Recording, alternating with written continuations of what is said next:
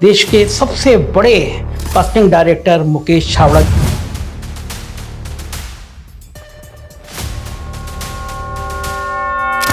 किसी भी बड़े डायरेक्टर को अगर मूवी बनानी होती है तो सबसे पहले वो आपके पास आता है। हिंदुस्तान की हर बड़ी फिल्म में सबसे पहले किसी डिपार्टमेंट में अगर किसी को हायर किया जाता तो शायद मैं ही होता। इस इंडस्ट्री में भी खास तौर से कास्टिंग डायरेक्टर और डायरेक्टर लड़कियों के पॉइंट ऑफ से पूछ रहा हूँ, ये अफवाहें होती है। ये आपको अगर आपकी समझ करेक्ट है, आपको सही सर्कल में घूमते हैं, सही लोगों से मिलते हैं तो आपको कुछ गलत नहीं है। आपको अपने आप को इतना एजुकेट करना चाहिए। ये OTT वाला जो चलन है ये अभी भी और कितने समय तक थिएटर को प्रभावित करेगा? फिल्में तो हमेशा चलेगी, पर आपको अच्छी पिक्चर बनानी। अच्छा, ये कहा जाता है कि बहुत सुंदर होगा हीरो हीरोइन की परिभाषा बदल रही है। अच्छा एक्टर जो होगा, अच्छा एक्टर अच्छा देखने लगता है। तो वो जो लोग सामने होती है तो स्कैन होता है आंखों। ऐसा लोग बोलते हैं, मुझे मालूम है कि मेरी ऑब्जर्वेशन स्किल बहुत अच्छी है। मैं लोगों के बिहेवियर को बहुत जल्दी कैच कर लेता हूँ ताकि सर वो कास्टिंग को मैं उनके एटीट्यूड के हिसाब से कास्ट करूँ।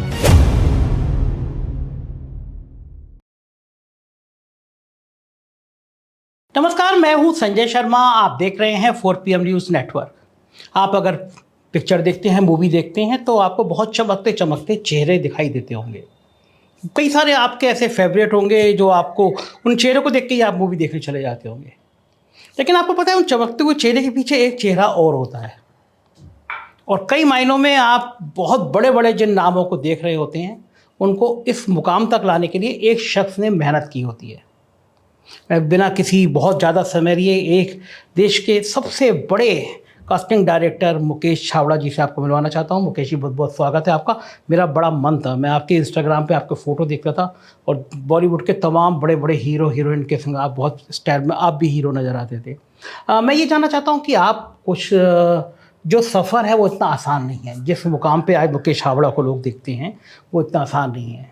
आप खुद अभिनेता भी बनना चाहते थे, आपने पिक्चर भी डायरेक्ट की, और अब आप देश में किसी भी बड़े डायरेक्टर को अगर मूवी बनानी होती तो सबसे पहले वो आपके पास आता है। थोड़ा सा मैं इस सफ़र के बारे में जानना चाहता हूँ कि यहाँ तक किस मुकाम तक कैसे आया आप? पहली बात तो बहुत बहुत शुक्रिया संजय भाई, क्योंकि पहली बात तो कंग्रेचुलेशन कि 4PM जो इतना आपसे बातचीत करना था, तो इसलिए से मुझे लगा कि यहाँ पर आना बहुत ज़रूरी है। ये चैनल जो है बहुत ही खूबसूरती से सच्चाई को सामने ला के रखता है, और पूरे लखनऊ और पूरे यूपी और हिंदुस्तान में इसको इतना पसंद किया जाता है। उसका कारण है आप और आपकी जो सहजता है, आपका जो व्यवहार है और आपकी जो ऑनेस्टी है, ये सब उसी का नतीजा है कि शायद। तो मेरा तो एक ही था, पहली बार तो मैं अभिनेता बनने कभी आया नहीं था। मैं हमेशा फिल्म बनाने के लिए यहाँ पर आया था, लेकिन फिल्मों में मैं हमेशा जब डायरेक्टर लोगों को असिस्ट करता था तो मुझे हमेशा अनचाहे और अनकहे एक डिपार्टमेंट दे देते कि बाकी छोटी छोटी कास्टिंग को है डिपार्टमेंट तुम्हारा। किसी का कॉस्ट्यूम डिपार्टमेंट था, किसी का आर्ट डिपार्टमेंट था, किसी का कुछ डिपार्टमेंट था, तो मुझे कास्टिंग का डिपार्टमेंट दे देते। तो रंगे बसंती की मैं बहुत छोटी छोटी कास्टिंग का डिपार्टमेंट संभालता था। उससे पहले बहुत सारी फिल्मों में मैं जब दिल्ली में भी था, नजदीक TI में भी था, तब भी जितने भी लोग बम्बई में से दिल्ली में ऐड बनाने के आते थे तो मेरे से पूछते कि बच्चा सजेस्ट कर दो। तो मैं राष्ट्रीय नाट्य विद्यालय की कंपनी बच्चों से बहुत काम करता था, तो मैंने बोला ये बच्चा ले लीजिए। तो मुझे नहीं पता था कि कोई जॉब होता है।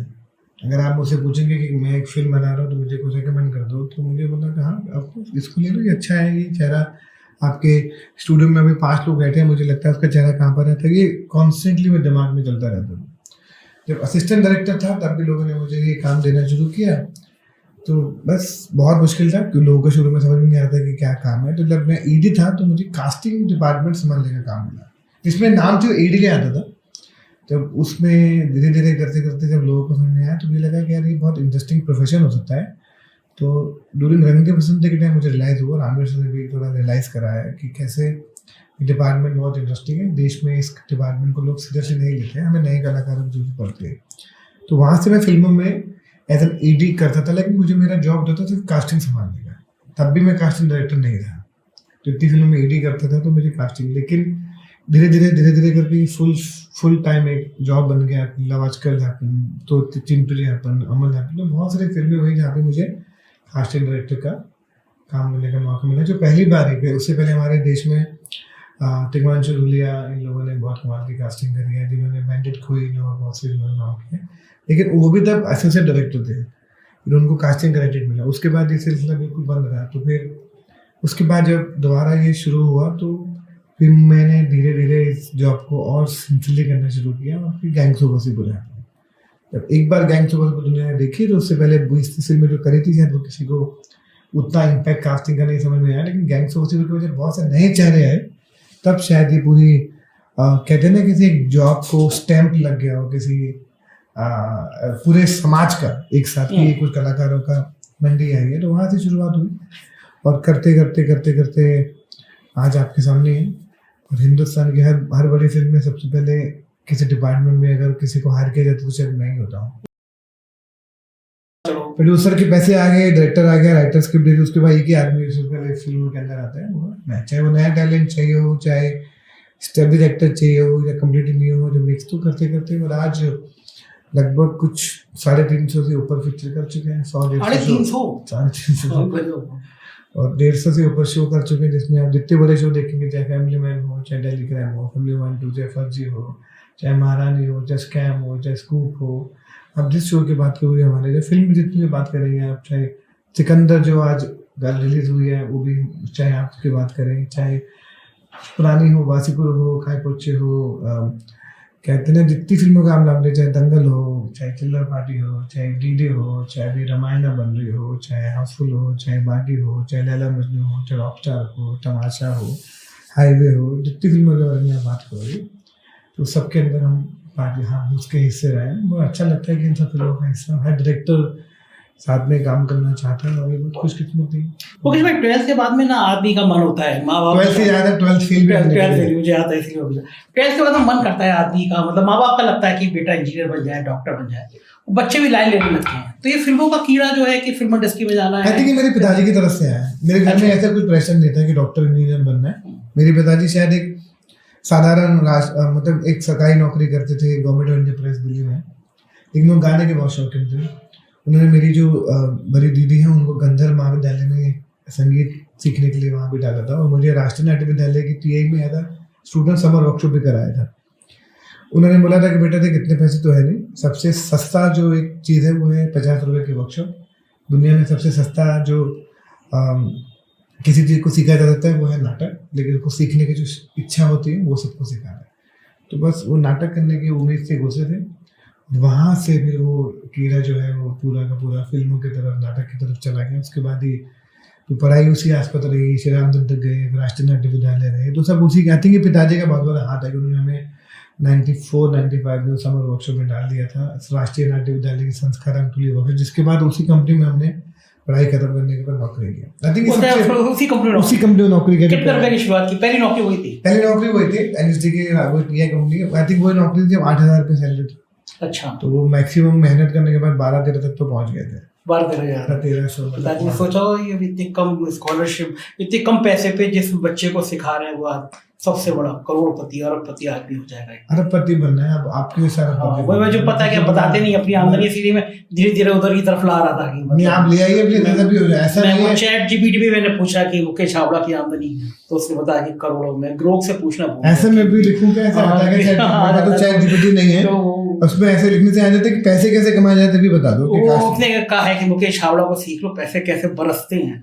मुझसे एक जने ने बहुत आपके बारे में बातचीत हो रही थी, बड़े अच्छे डायरेक्टर हैं। उसने कहा कि मुकेश छाबड़ा जब सुबह उठते हैं और जिस समय तक हम लोग उठ के तैयार हो रहे थे तब तक मुकेश छाबड़ा 10-15 लाख रुपए रोज कमा चुके थे। तो मुझे लगा कि लोग दुनिया में ऐसे भी होते हैं, लेकिन आज पता चला कि इतनी कम पैसे में जिंदगी शुरू करके एक थिएटर की नाटक नौकरी करके। मुकेश भाई जब यहाँ पे आए थे, लोग कहते हैं अब तो बाकी लोग संघर्ष कर रहे हैं, आपका जीवन में उतना संघर्ष वाला था? बहुत है। मैं भी यहाँ पर एनएनपी कॉलोनी गोरेगांव में, क्योंकि क्या है कि एडी होते हैं आपको पैसे बहुत कम मिलते हैं, आपको काम की तलाश होती है, एक फिल्म वो उससे कब बनेगी। तो मैंने भी मैं 8 लोगों के साथ यहाँ पे रहता था एक कमरे के अंदर। मेरे को भी एक कमरे में 8 लोग मतलब कमरा इससे भी आधा होगा, 10 बाई 10 होता है। वहाँ पे एनएनपी कॉलोनी गोरेगांव में मैं, मेरे दोस्त धीरू, विकी, अमित, मामा, बहुत सारे लोग उस कमरे में रहते थे। और मेरी पहली दिवाली शहर में जो मेरे जेब में 50 रुपये थे। और मतलब मैं हमेशा लोगों को ना अपनी स्टोरी बताते हुए अजीब सा लगता है, मुझे लगता है हर आदमी की स्टोरी वैसी ही होती है। बस हम थोड़े जैसे हम थोड़े पॉपुलर हो जाते हैं तो हमारी कहानी बहुत इंस्पिरेशनल है, लेकिन उनकी सबकी सेम है। क्योंकि बेचारे होती जिंदगी खत्म हो जाती है। हाँ वो खत्म, लेकिन मेरे आसपास जितने भी लोग थे सब वैसे ही जी रहे थे, तो हम बड़े खुश रहते थे। मुझे लगा था ऐसी तो लाइफ होती है। हम जैसे हम जब दिल्ली में सरकारी क्वार्टर में रहते थे तो सब खुश हो कि सभी कोर्टरूम में रह रहे हैं। हाँ। तो आपको एहसास नहीं होता कि वहाँ पे हायरार्की सिस्टम नहीं होता है। जब मैंने कॉलोनी में रह रहा था तो सारे आसपास के दोस्त या स्ट्रगल के नाटक के सब इस पास ही रह गए, तो मुझे तब से इसी जीवन होता है।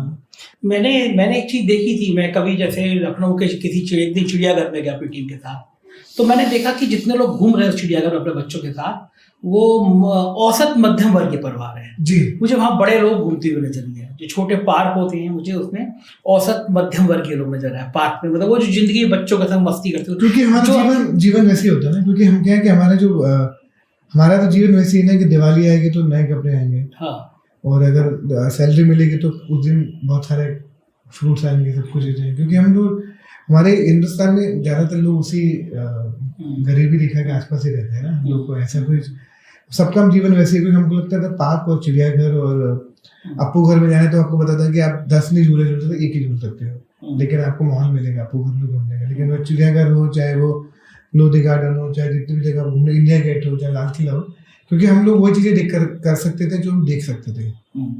क्योंकि बाकी चीजें करने के लिए पैसे, लाल किला देख सकते हैं, जंतर मंदिर देख सकते हैं, इंडिया गेट देख सकते हैं, तो चिड़ियाघर देख सकते हैं। तो जो काम में सिर्फ देखने के एंट्री टिकट लगती है, उसके बाद आपको खाने में इतना, क्योंकि इतने पैसे थे नहीं, और वो पिकनिक की आदत थी कि घर से खाना बना के ले जाएंगे और पार्क में बैठ के खाएंगे। हम सब उसी परिवार से आए हैं। अच्छा, वो मैं ये देखता हूँ कभी कभी कि जो उस समय में 1 रुपए का 2 रुपए के खीरे में नींबू डाल के मिलते थे या चाट मिलती थी, पैसे मिलते थे, वो अब आप इतने सक्षम है कि आप दुनिया के किसी भी देश के किसी भी महंगे होटल में खाना खाए, मजा किसमें आता था? नहीं, मैं अभी भी दिल्ली जाता हूँ तो मैं भी चांदनी चौक के वो कांजीवाड़ा खाने जाता हूँ। अगर मैं लखनऊ जाऊंगा तो मैं खाने की चीजें की जगह मुझे वही मजा आता है, क्योंकि मुझे हमेशा लगता है कि आप काम से बड़े होते हो, लेकिन अब अपने को जीवन जीने का तरीका नहीं बदलना चाहिए जिससे आपको सुखी और खुश मिले, क्योंकि उसी वजह से तो अब शायद यहाँ बैठे हैं।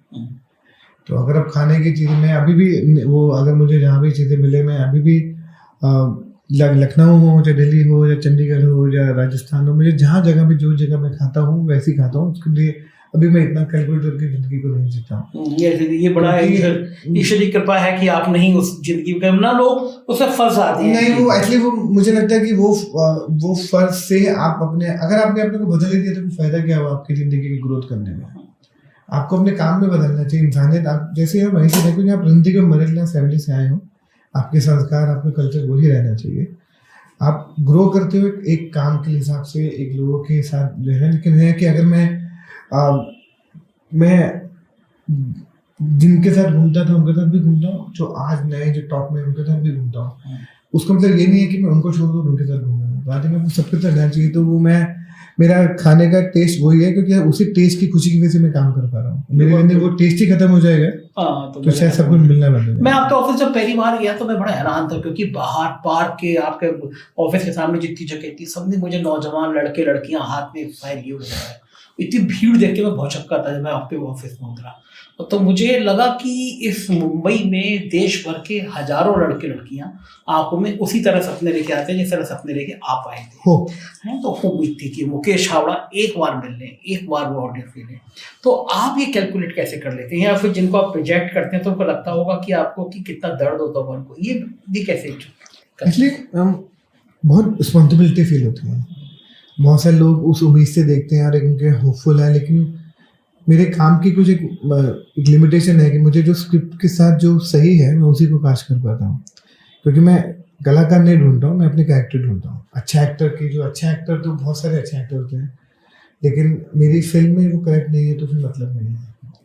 तो मैं बहुत जब उन लोगों को मिलता हूँ तो मुझे बुरा भी लगता है कि मैं काश इन सब के लिए कुछ कर पाऊँ, क्योंकि लिमिटेड काम है और इतने सारे लोग हैं जिस निगाहों से वो मुझे देखते हैं। वो अगर मुझे लगता है, इसलिए मैं उनसे रेगुलर मिलता रहता हूँ, रेगुलर अपनी मास्टर क्लासेस करता हूँ। मेरे ऑफिस में भी सबको मैंने बोला कि वॉक इन दे, किसी को रोको मत, क्योंकि मैं कोई नहीं हूँ किसी के सपनों को रोकने वाला। मेरे को जिसको आपको करना है सब कोशिश करो, अपने क्राफ्ट में काम करते रहो।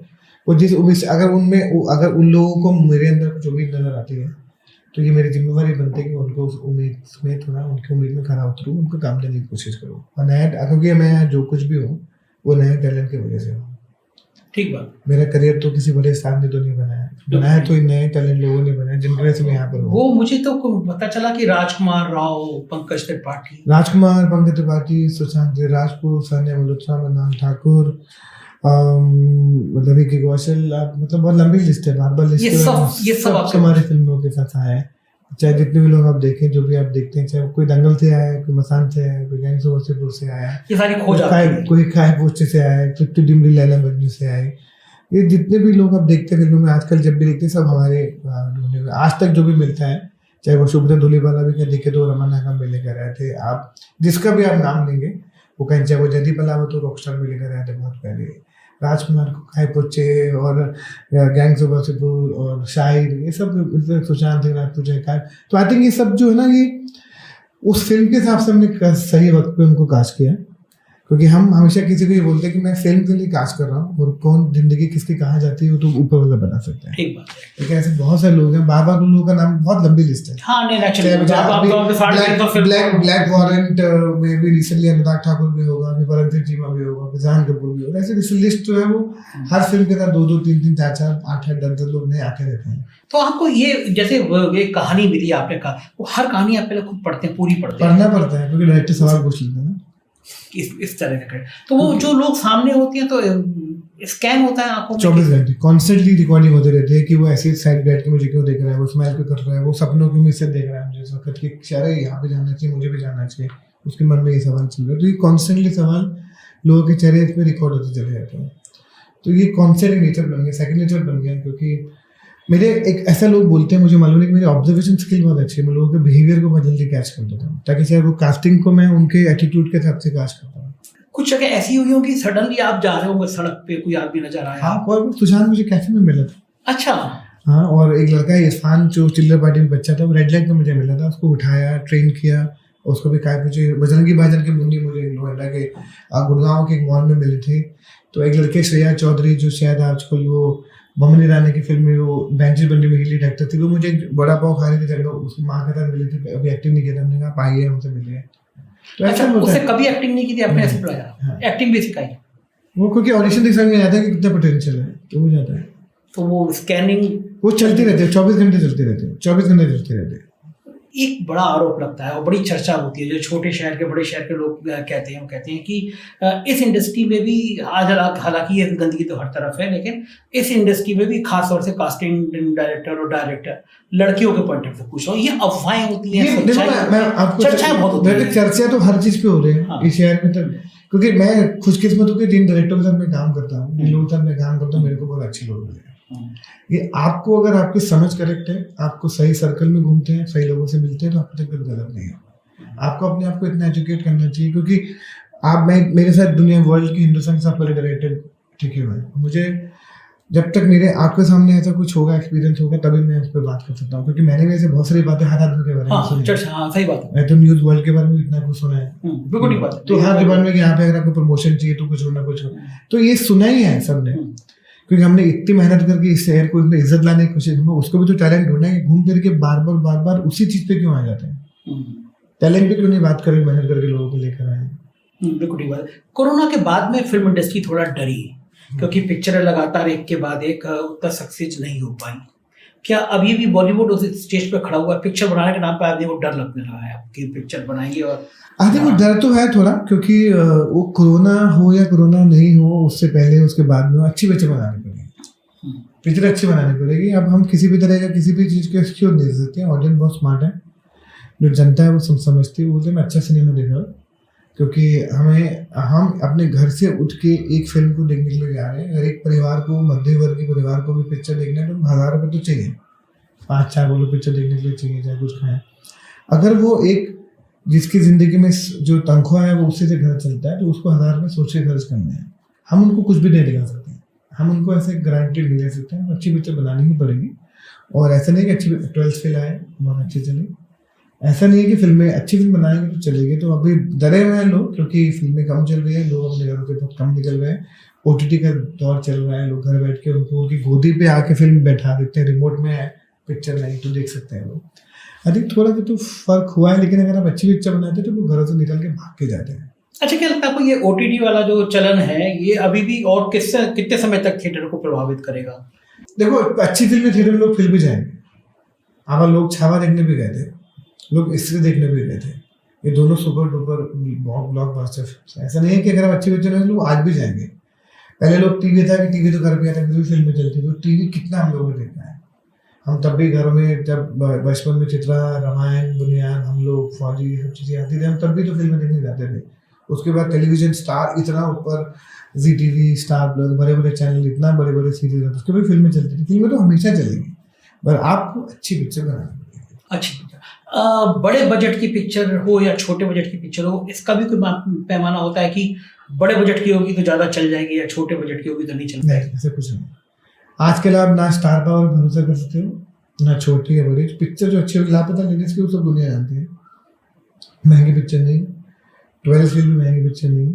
ऐसे बहुत बड़ी बड़ी पिक्चरें जो रिसेंटली आई, इस साल जितनी फिल्में आई, मुझे लगता है तो कोई पिक्चर चली है बड़ी या बड़े स्टार की है किसी की। अब मुझे बताओ कि किसी बड़े स्टार की पिक्चर चली है इस साल, जब से ये साल शुरू हो रहा है। तो ऐसा नहीं है कि बड़े स्टार और छोटे स्टार, बड़ी पिक्चर, छोटी पिक्चर, पिक्चर अच्छी ही चलेगी। मैंने बोला ना, इस बार हमारी जो जनता है वो बहुत समझदार है। अच्छा, आप नए नए कलाकारों को ले आए, राजकुमार राव, पंकज त्रिपाठी, लंबी लिस्ट है। लेकिन ये कहा जाता था फिल्म इंडस्ट्री में कि जो बड़े घराने होते हैं उन्हीं के हीरो का बच्चा हीरो होगा।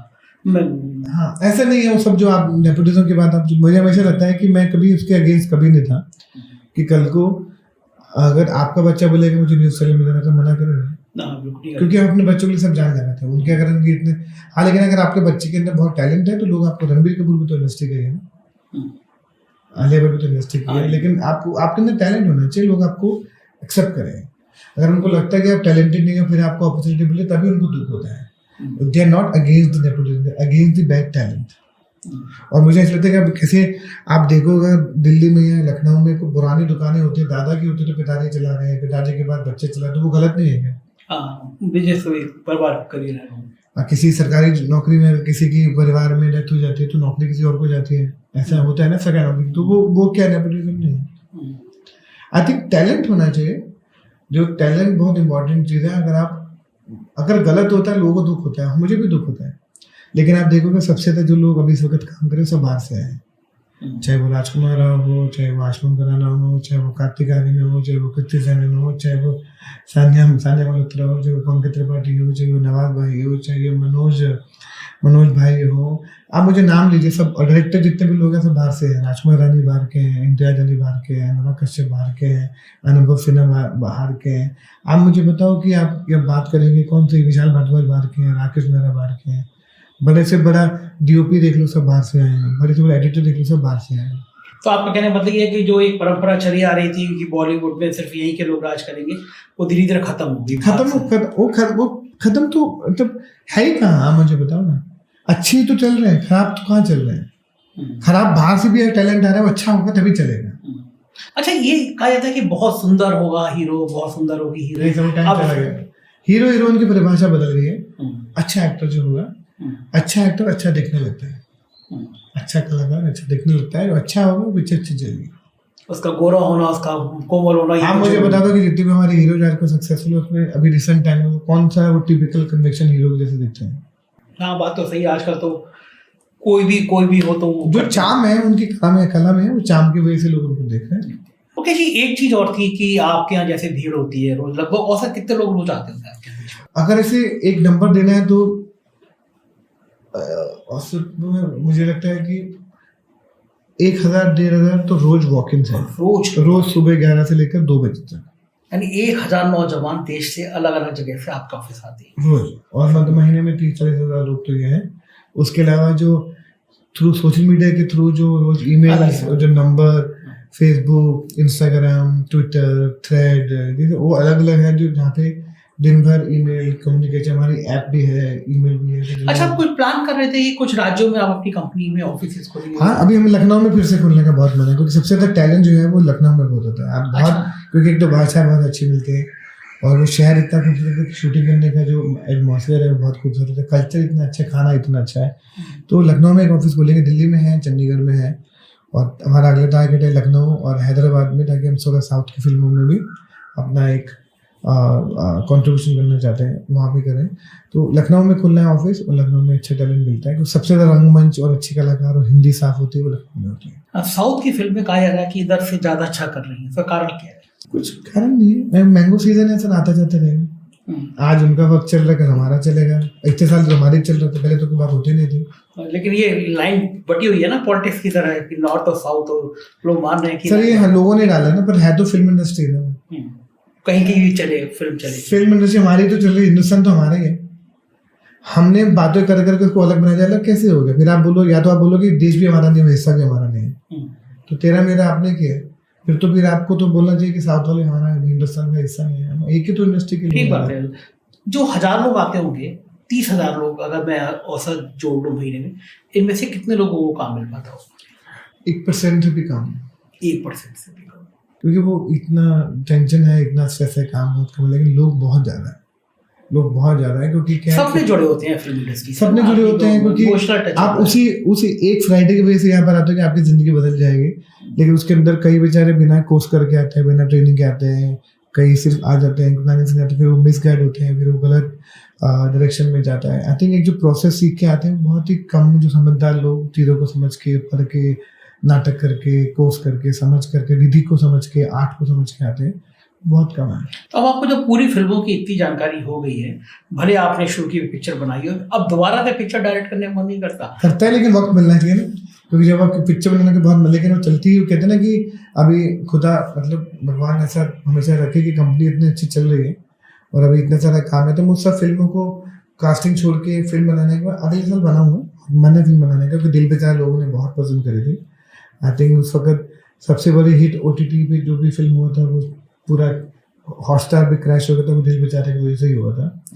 फिल्म बनाएंगे, दोबारा बनाएंगे और बहुत बनाए, लेकिन अभी जितना काम अभी चल रहा है, अभी हमको जो 40-50 प्रोजेक्ट में हमको खत्म करने हैं, वो एक साल पूरे आराम से करेंगे, उसके बाद हम बनाएंगे। अच्छा, आपसे पूछा जाए कि जितने लोग आपने हीरो लेके आया, आप जितना तलाश की, उसमें सबसे दिल के कोने के अंदर तो सब मेरे बच्चे हैं ना। हाँ, ये जवाब नहीं देते ना लोग, तो ये ना क्योंकि नहीं जवाब मैं हमेशा बोलता हूँ कि मुझे हमेशा सुशांत हमेशा एक स्पेशल कॉर्नर उसके लिए रखा है दिल में, हमेशा रहेगा। राजकुमार है, मतलब भाई की तरह ही है। ऑफकोर्स विक्की बहुत प्यारा है। आई थिंक सब बहुत ही दिल के करीब होते हैं, क्योंकि क्या आपने उस फिल्म के साथ इतने रिश्ते जुड़े जाते हैं, आपके साथ काम करते हैं, आप एक बार मिलते हो तो फिर एक आपका रिश्ता बनता चला जाता है।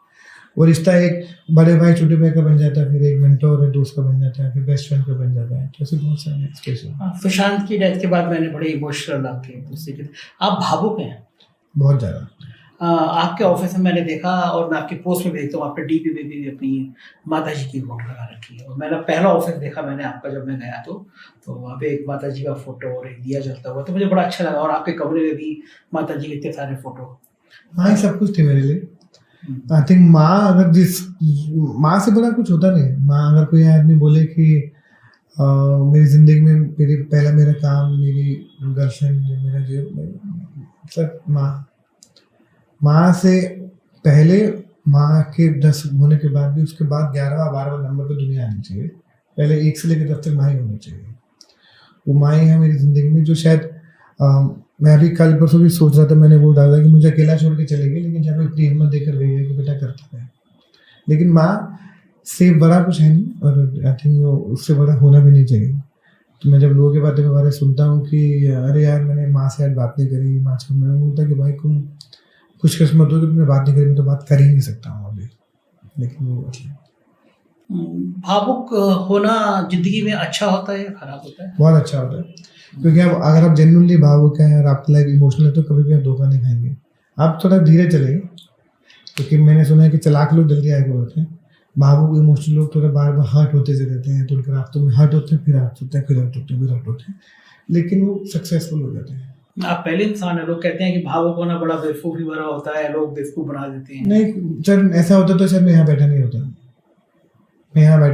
मतलब मैं अगर आपको बताऊं कि अब जो भी आश्वन से बात करेंगे वो भी बहुत भावुक है, अगर मैं आप विक्की से बात करना वो कितना भावुक है, अभी आप राजकुमार के साथ रहना कितना भावुक है।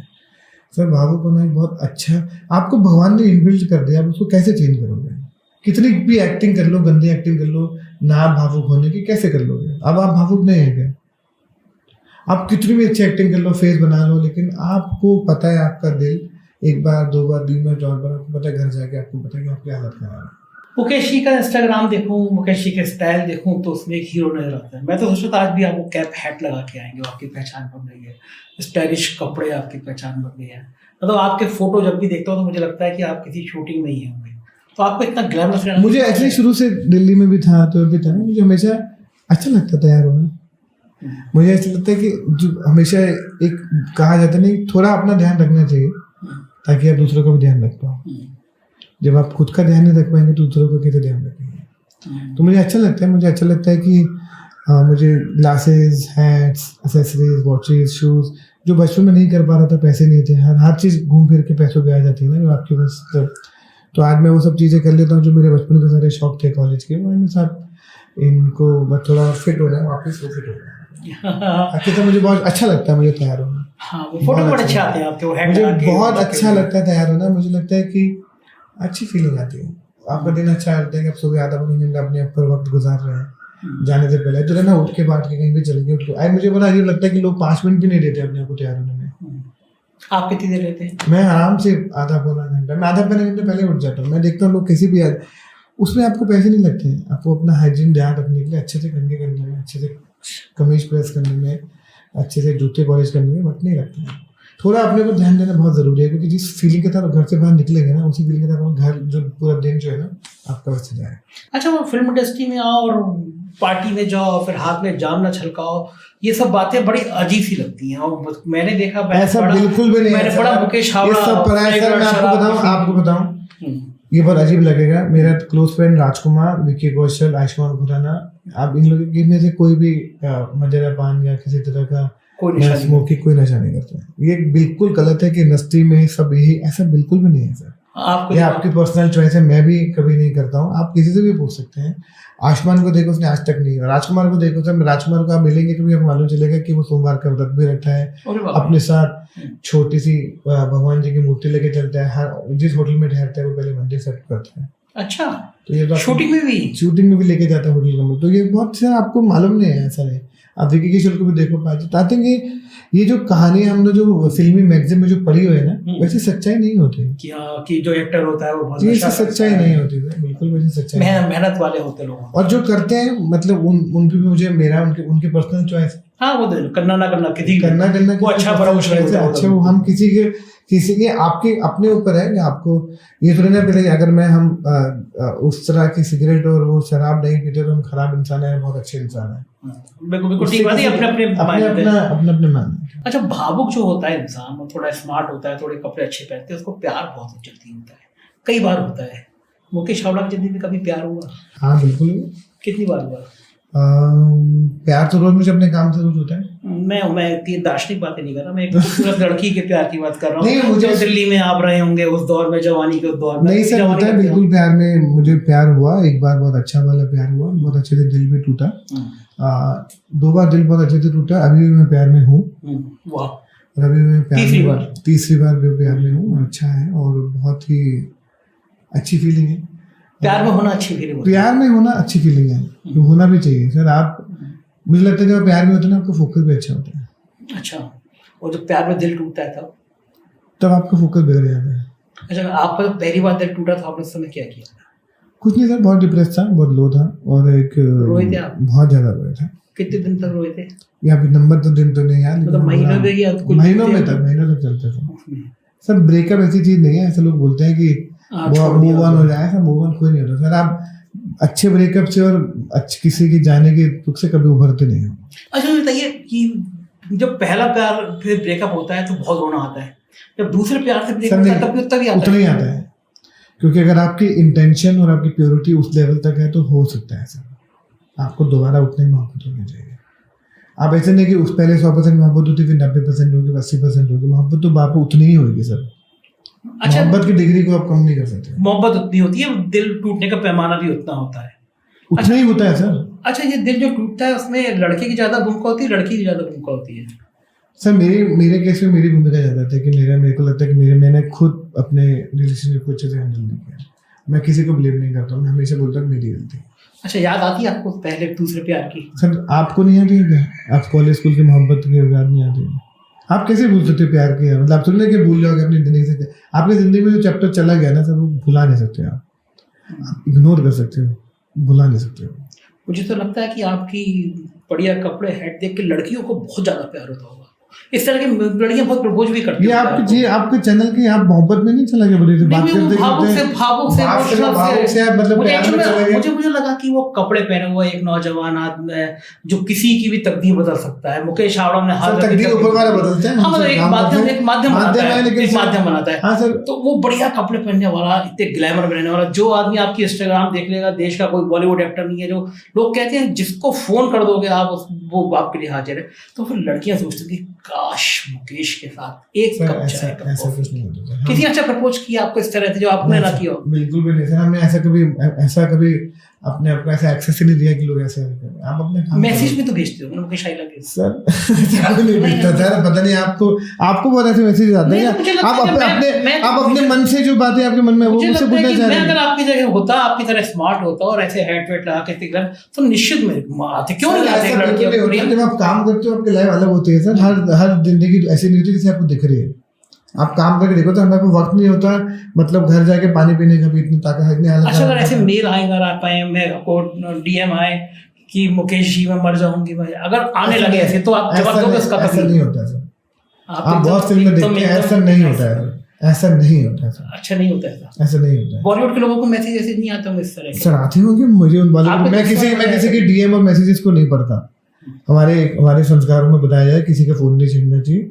मैं किसी के फोन नहीं छीनूं, ना किसी की पर्सनल बात है। आपका फोन जरूर देखूंगा, आपका फोन जरूर देखूंगा संजय भाई। लग रहा है मुकेश भाई कि आप तीसरे प्यार में तो आप ऐसे डर डर के बता रहे हैं कि नहीं सर, मैं आपकी अब मेरे पास आते नहीं, क्योंकि मैं सच में यकीन करने को तैयार हूँ इतनी हैंडसम पर्सनालिटी के पास लड़कियां ये ना कहें कि मुकेश भाई, मतलब मैं आपकी तरफ से जवाब ना है, मैसेज तो कर ही सकती है ना। जिनके में भी मोहब्बत में मुझे बोलते हैं ना, प्यार करते तो वो बहुत है, उनके बहुत है सर। तो मैं आपसे मैंने ये बिल्कुल नहीं पूछा कि आपने जवाब नहीं दिया, लेकिन मैं देता हूं जवाब जिनसे मेरा सवाल जिसको आप बड़ी सफाई से बार-बार टाल रहे हैं, ये मेरी बड़ी हैरानी की बात है कि लड़कियां क्यों नहीं करती। मैं आपसे नहीं कह रहा आप नहीं करती सर, आपको अपनी एक हल्की सी लाइफ में डिग्निटी मेंटेन करके रखना चाहिए, जो बहुत जरूरी होता है। ब्लॉक होगा आप डीएम पे कोई आपको कर नहीं सकता। सेटिंग सब अपनी सेटिंग चेंज करते हैं। हम डीएम में ज्यादा रहते नहीं, हमारे जो मैनेजर असिस्टेंट ये लोग ही होते हैं।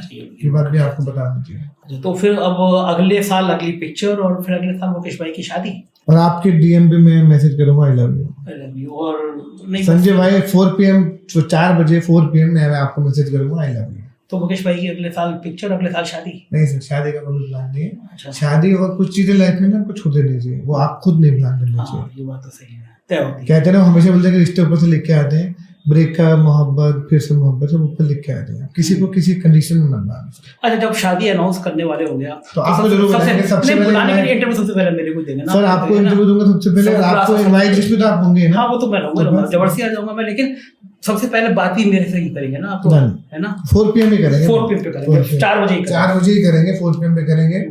मुझे आपके साथ ही करेंगे। बहुत शुक्रिया मुकेश भाई, प्यार भरी बात करने के लिए बहुत मजा आया। पर ये भावुक में आप फंस गए ना, ये मुझे जानना है इसके पीछे आपका क्या रहा, आपकी कितनी मोहब्बत हुई है, आपने कहाँ आपके कितने दिल टूटे मुकेश भाई? अच्छा, तो मैं हूँ मुकेश छाबड़ा और मेरे साथ है संजय कुमार 4 PM से, जो कि बहुत ही कमाल का चैनल चलाता है। 4 PM से एक सवाल पूछना चाहता हूँ कि आपको कितनी मोहब्बत हुआ? मुकेश भाई, मैंने बिल्कुल तय कर रहा हूँ, घोषणा कर रहा हूँ सब दर्शकों के साथ, जिस फिल्म में आप मुझे कास्ट करेंगे ना, कोई रोल दिलाएंगे, उसी फिल्म में जाने से पहले मैं आपको बता दूंगा मुझे कितनी बार मोहब्बत हुई, आपसे ज्यादा बार हुई। तो आज शाम को 7 बजे मैं ऑडिशन करता हूँ आपका, तो उसमें कीजिए, तो मुझे बताइए क्या। पर बहुत अच्छा लगा आपसे बात करके, thank you very much. Thank you. तो ये थे मुकेश छाबड़ा जी, आपने देखा। और आप जब इंस्टाग्राम पे जाएंगे, फेसबुक पे जाएंगे, तो जो सवाल मैंने लास्ट में पूछा वो सवाल आपके जहन में भी आएगा कि बॉलीवुड का एक ऐसा चमकता हुआ सितारा, किसी से भी पूछेंगे कॉन्फिडेंस से वो ये कहेगा यार मुकेश भाई कहेंगे ना अमिताभ बच्चन से मिलना है, तो अगले दिन अमिताभ बच्चन भी आपसे मिलेंगे। तो ये एक शख्सियत एक छोटे से शहर से दिल्ली में मेहनत, और आपने सुना जो सबसे प्यारी चीज़ मुझे इस इंटरव्यू में ये लगी, जो मैं हमेशा नौजवानों से कहता हूँ कि सपना देखना जरूरी है, लेकिन सपने देखने के लिए फिर आंखों से नींद का गायब हो जाना भी जरूरी है। एक छोटे से कमरों में 10 लोगों के साथ रहने का जब आपके अंदर हौसला आ जाए, तब कोई मुकेश छाबड़ा बनता है। मुझे इंतजार रहेगा, बातचीत कैसी लगी जरूर बताइएगा, चैनल को सब्सक्राइब ज्वाइन कीजिएगा। शुक्रिया, थैंक यू।